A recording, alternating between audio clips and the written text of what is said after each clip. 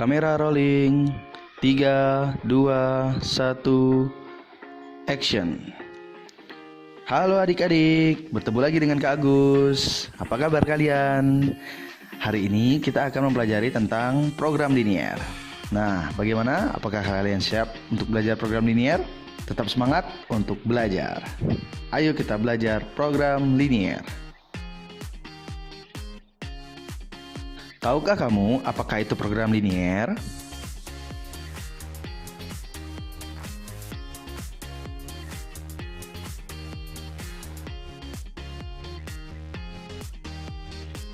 Suatu program untuk menyelesaikan permasalahan yang batasan-batasannya berbentuk pertidaksamaan linier itu disebut dengan program linier.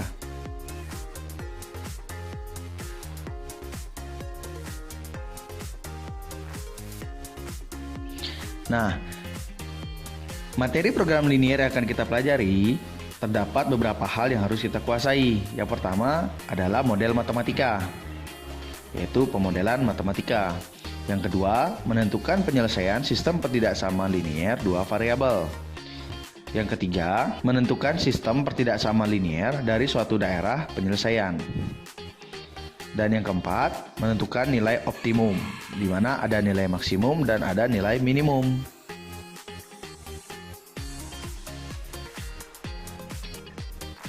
Dalam kehidupan sehari-hari, sering dijumpai aplikasi program linier, seperti pembangunan perumahan atau apartemen, pemakaian obat-obatan dalam penyembuhan pasien, pemakaian tanah untuk lahan parkir, masalah transportasi, dan lainnya. Pada aplikasi program linier, sering dijumpai istilah terbesar ataupun terkecil dari sejumlah batasan yang berupa pertidaksamaan linier. Secara umum, program linier terdiri atas dua bagian, yaitu fungsi kendala dan fungsi objektif.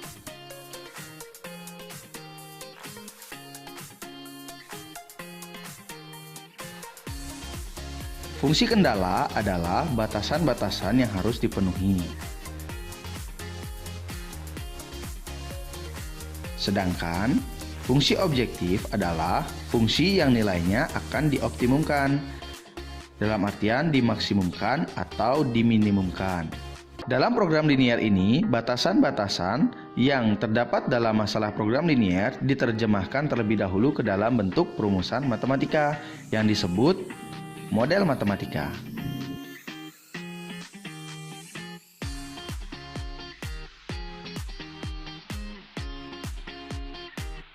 Tahukah kamu apa itu model matematika?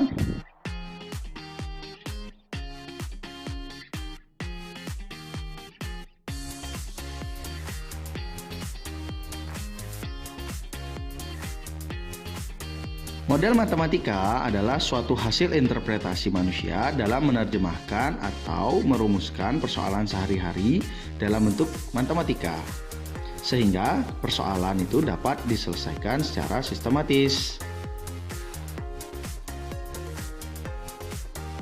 Bagaimana adik-adik? Apakah sekarang kalian sudah mengetahui tentang program linier? Selanjutnya, kita akan mencermati bagaimana memodelkan sebuah masalah.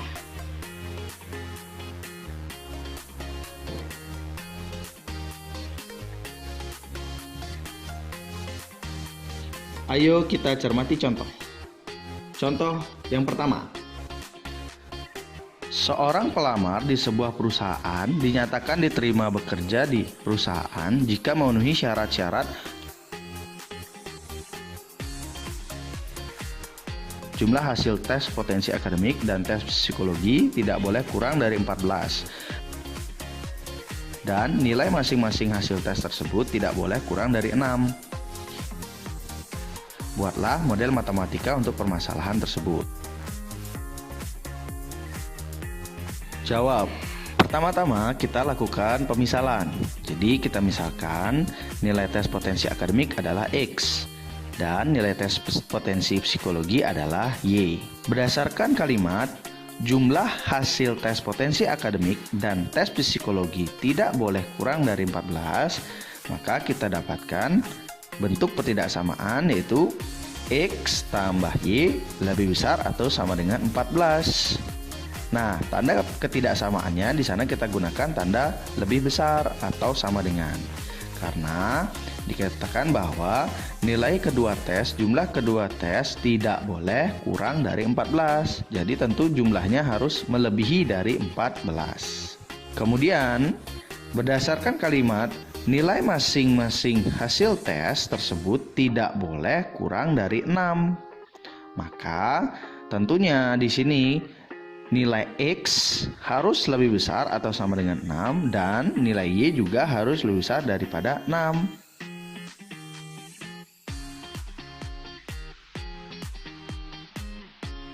Nah, bentuk inilah yang kita sebut pemodelan matematika dari permasalahan tersebut di atas. Bagaimana adik-adik? Bisa kalian pahami? Agar lebih memahami, ayo kita lanjut ke contoh yang kedua. Di contoh yang kedua, seorang penjahit pakaian mempunyai persediaan kain polos 20 meter dan kain bergaris 45 meter. Penjahit tersebut akan membuat pakaian model U dan model V. Model U memerlukan 1 meter kain polos dan 3 meter kain bergaris. Sedangkan model V memerlukan 2 meter kain polos dan 1 meter kain bergaris. Laba dari masing-masing model V adalah 20.000 dan model U adalah 15.000. Buatlah model matematika agar penjahit tersebut mendapat laba maksimum. Jawab. Ya, pertama-tama sama seperti pada contoh sebelumnya, kita lakukan pemisalan, di mana kita misalkan pakaian model U adalah X dan pakaian model V adalah Y. Nah, untuk mempermudah kita melakukan pemodelan, kita dapat memanfaatkan tabel sebagai berikut. Di sini ada jenis pakaian, ada model U, model V, tersedia, kain polos, dan kain bergaris, dan juga ada laba. Nah, berdasarkan kalimat-kalimat yang ada, kita akan mengisi tabel-tabel yang sudah disediakan.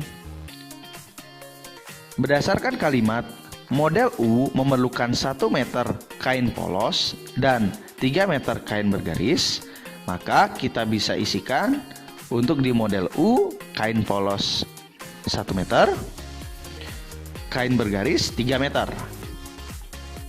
Berdasarkan kalimat model V memerlukan 2 meter kain polos dan 1 meter kain bergaris, maka kita bisa isikan tabel pada bagian model V, kain polos 2 meter, kain bergaris 1 meter. Karena dalam soal sudah dikatakan bahwa persediaan kain polos 20 meter dan kain bergaris 45 meter, maka pada tabel tersedia kita tuliskan kain polos 20 meter dan kain bergaris 45 meter. Dan yang terakhir, berdasarkan kalimat laba dari masing-masing model V adalah 20.000 dan model U adalah 15.000, maka pada tabel kita nyatakan model U 20.000 dan model V 15.000. Berdasarkan tabel tersebut, kita dapatkan fungsi kendala, yaitu X tambah 2Y kurang dari atau sama dengan 20. Nah, fungsi yang ini kita peroleh berdasarkan kolom yang ini, yaitu 1 meter model U untuk kain polos dan 2 meter model V untuk kain polos. Karena ketersediaannya hanya 20 meter, maka tandanya kita gunakan kurang dari atau sama dengan. Untuk model yang berikutnya kita peroleh 3X tambah Y kurang dari atau sama dengan 45. Model yang ini kita peroleh berdasarkan kolom kain bergaris, di mana terdapat 3 meter untuk model U dan 1 meter untuk model V. Karena ketersediaan kain bergaris ada hanya 45 meter, maka tanda yang kita gunakan adalah kurang dari atau sama dengan. Jadi modelnya 3X tambah Y kurang dari atau sama dengan 45. Dan fungsi objektifnya itu adalah 20.000 X ditambah 15.000 Y. Kita peroleh dari kolom laba. Nah, bagaimana dengan nilai X dan Y? Karena sebuah benda dalam kehidupan sehari-hari pastilah suatu bilangan positif.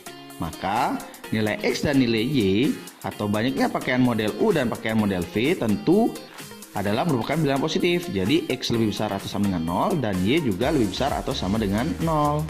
Jadi dapat kita simpulkan bahwa model matematikanya yaitu adalah fungsi kendalanya terdiri dari X tambah 2Y kurang dari atau sama dengan 20, 3X tambah Y kurang dari atau sama dengan 45, X lebih besar atau sama dengan 0, dan Y lebih besar atau sama dengan 0. Serta fungsi objektifnya itu adalah 20.000 X ditambah 15.000 Y.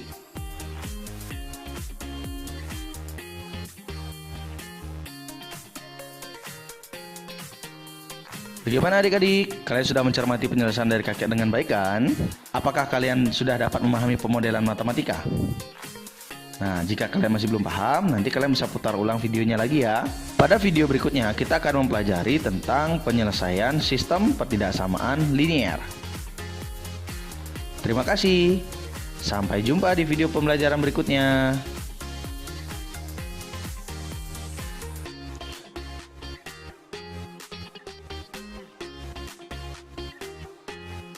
Sampai jumpa di video pembelajaran berikutnya. Jangan lupa untuk like dan subscribe video ini ya. Dadah.